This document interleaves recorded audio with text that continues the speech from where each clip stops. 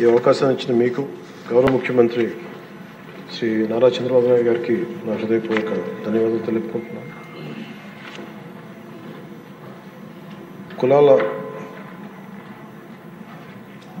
కొట్లాటలో వెనుకబడిన కులాలు, అత్యంత వెనుకబడ్డ కులాలు, దేవాలయాల్లో కూడా అడుగుపెట్టనివని పరిస్థితుల్లో వీళ్ళందరి జీవితాలు బాగుండాలి అని జాతిపిత మహాత్మా గాంధీ గారు ముందుకు తీసుకొచ్చింది. అలాగే జనసేనకి స్ఫూర్తి అయిన శ్రీ నారాయణ గురువు గారికి, అలాగే రాజ్యాంగ నిర్మాత శ్రీ బాబాసాహెబ్ అంబేద్కర్ గారికి హృదయపూర్వక నమస్కారాలు తెలియజేసుకుంటూ నేను స్పీచ్ని అంటే మా జనసేన అభిప్రాయం తెలియజేస్తాను. అధ్యక్ష, గత 2 దశాబ్దాలుగా ప్రత్యేకించి ఇంకా స్పష్టంగా చెప్పాలంటే 2004 నుంచి చాలా దళిత మేధావులతోటి, చాలామంది దళిత కార్యకర్తలతోటి, అటు మాల మాదిగ ఉపకులాలు కావచ్చు, అన్ని రకాలుగా చాలామంది మేధావులతోటి చర్చల్లో పాల్గొన్నవాడిని. అధ్యక్ష, వారు నన్ను మనస్ఫూర్తిగా ఆహ్వానించారు. అలాగే బహుజన సిద్ధాంతం కానీ వీటి పట్ల ఆకర్షితులైన వాడిని. అందువల్ల నన్ను చాలాసార్లు ప్రత్యేకించి వర్గీకరణ గురించి అనేక పర్యాయాలు దీని గురించి మాట్లాడుతూ ఉండేవాళ్ళు. నాకు తెలిసిన అనేక మంది మేధావుల్లో ఒకరు, చాలా కీలకమైన వ్యక్తి, central university professor Shri Nimmaladinna Sudhakar గారు.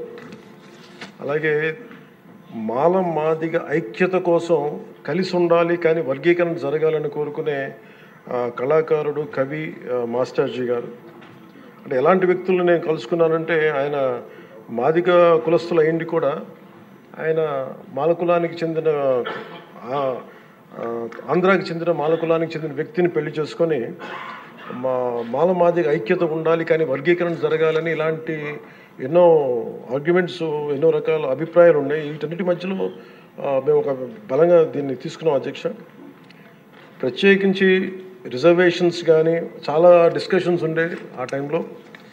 ప్రత్యేకించి మన వర్గీకరణ గురించి, అలాగే క్రీమీ లేయర్ గురించి, అలాగే ఇంకా కులం గుర్తింపు లేని కులాలు, బేడా బుడగ జంగాల గురించి, రెల్లి కులస్తుల గురించి అనేక మార్లు చాలా విస్తారమైన చర్చలు ఉండేవి. అధ్యక్ష, కానీ ప్రత్యేకించి ముఖ్యంగా అంటే ఉదాహరణకి దళితుల్లో ఎలాంటి గొప్ప మేధావులను కలుసుకున్న నిమ్మలదిన్న సుధాకర్ గారు, వారు చెప్పింది, ఆయన స్వతహాగా దళిత కులానికి చెందిన మాల కులస్తులు అయింది కూడా అసలు దళితుల కంటే వెనకబడ్డ యానాదుల కులం గురించి ఆయన రీసెర్చ్ చేసి వారికి నిలబడాలి అని చెప్పి చాలా ముందుకు తీసుకెళ్లే వ్యక్తి. అధ్యక్ష, అలాంటి ఎంతోమంది చాలా ఉన్నతంగా ఆలోచించి నేను దళిత కులస్తులని, దళిత మేధావులతో నేను కలిసి వచ్చిన వాడిని, వారితో నడిచిన వాడిని. ప్రత్యేకించి ఈ రోజున వర్గీకరణకు సంబంధించి దీనికి మనస్ఫూర్తిగా ఈ స్థాయి దాకా వచ్చింది అంటే, ఒకళ్ళు మందకృష్ణ మాదిగ గారు అయితే, దాన్ని ముందుకు తీసుకెళ్లిన వ్యక్తి శ్రీ నారా చంద్రబాబు నాయుడు గారు. అధ్యక్ష, ప్రత్యేకించి మేము హైదరాబాద్ రోడ్ల మీద మేము తిరుగుతున్నప్పుడు మందకృష్ణ మాదిగ గారు ఎప్పుడు మాదిగ కులానికి వన్నె తెచ్చిన, ఆత్మగౌరవం అనే నినాదం తెచ్చిన మందకృష్ణ మాదిగ గారికి మనస్ఫూర్తిగా నేను వారికి నా ధన్యవాదాలు తెలుపుతున్నాను. అధ్యక్ష, ఎందుకంటే ఒక చిన్నబుచ్చుకునే తరం నుంచి మిగతా కులాలకి ఏమాత్రం సర్నేమ్స్ అని అన్ని కులాలు పెట్టుకుంటాయి, కానీ మాదిగ కులం పెట్టుకోవాలంటే ఇబ్బంది పడే పరిస్థితుల్లో నేను మాదిగాని చెప్పగలిగే గుండె ధైర్యంతో, ఆత్మగౌరవంతో దాన్ని ముందుకు తీసుకెళ్లిన మందకృష్ణ మాదిగ గారిని అసెంబ్లీ సాక్షిగా మనస్ఫూర్తిగా వారిని అభినందిస్తున్నాను. అధ్యక్ష, అలాంటి ఆత్మగౌరవ పోరాటాన్ని ముందుకు తీసుకెళ్లి దాన్ని ఆంధ్రప్రదేశ్ ఉమ్మడి రాష్ట్రంలో ప్రవేశపెట్టిన ఘనత, దాన్ని ముందుకు తీసుకెళ్లిన ఘనత శ్రీ నారా చంద్రబాబు నాయుడు గారికి, మన గౌరవ ముఖ్యమంత్రి గారికి దక్కుతుంది. అధ్యక్ష, ఈ రోజున దేశ స్థాయిలో దీన్ని ముందుకు తీసుకెళ్ళగలుగుతున్నాం అంటే, ప్రధానమంత్రి గారు దృష్టిలో పడింది అంటే దానికి నాంది ఆంధ్రప్రదేశ్ నుంచే పడింది. అధ్యక్ష, మేజర్గా మాకు అప్పుడు నేను ఇలా దళిత మేధావులతో అందరితో మాట్లాడుతున్నప్పుడు, ఇది వర్గీకరణ మాల కులస్తులను తగ్గించి మాల కులస్తులకి అన్యాయం జరుగుద్దని చాలా 2 వర్గాల వారు కూర్చొని మాట్లాడుకునేవాళ్ళు. అధ్యక్ష, ఆ టైంలో నాకు వినిపించిన ఆర్గ్యుమెంట్స్ అధ్యక్ష, ఉదాహరణకి ఏపీలో మాల కులస్తులు, మనకి తెలంగాణలో మనకి మాది కులస్తులు ఎక్కువ అధ్యక్ష. అలాగే ఇది ఒక్కొక్క చోట ఒక డామినేట్, ఒక్కొక్క కులం సబ్ క్యాస్ట్ ఎక్కువ బెనిఫిట్ తీసుకుంది రిజర్వేషన్లో, ఇది మిగతా వాళ్ళకు కూడా చెందాలనే దానిదే ఈ వాదన ఇది. ఉదాహరణకి రాజస్థాన్లో అయితే మేఘవాల్స్, జాటోస్ ఎక్కువ తీసుకుంటారు రిజర్వేషన్లో. భైరవ కులస్తులు కానీ కోలీస్ కానీ దీన్ని తక్కువ శాతం తీసుకుంటారు, ఇక్కడ వాళ్ళు బెనిఫిట్ అవుతారు అధ్యక్ష రాజస్థాన్లో. అలాగే మనకి ఉదాహరణకి పంజాబ్లో అయితే రవిదస్య, ముఖ్యంగా చెప్పాలంటే అక్కడ మన మాదిగ కులస్తులతో సమానం చమార్ కాస్ట్, వాళ్ళు ఎక్కువ బెనిఫిట్ తీసుకుంటారు అధ్యక్ష.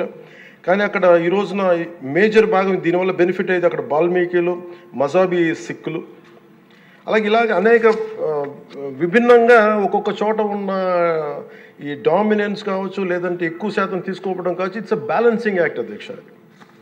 ఇది వీటన్నిటిని గుర్తించి మనస్ఫూర్తిగా ఈ రోజున నారా చంద్రబాబు నాయుడు గారి ఆధ్వర్యంలో ఈ రోజున ఈ ఎన్డీఏ కూటమి ప్రభుత్వం ఈ మా రిజర్వేషన్ వర్గీకరణ బిల్లుని మనస్ఫూర్తిగా జనసేన తరపు నుంచి మనస్ఫూర్తిగా మేమందరం సమర్థిస్తున్నాం అధ్యక్ష.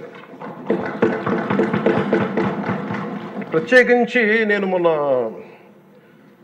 రాజీవ్ రంజన్ మిశ్రా గారితో మాట్లాడుతూ ఉంటే 100 నుంచి 10,000 లోపు ఉన్న దాదాపు 59 ఉపకులాలు, మా దళిత కులాలు, ఇవన్నీ మాలమాదిగా దళిత ఉపకులాలతో సహా 59 ఎక్కువ సంఖ్యాబలం ఉన్నాయి. దీన్ని ఎలా చేస్తారంటే 100 లోపు నుంచి 10,000 లోపు ఉండే 46 కులాలు అధ్యక్ష.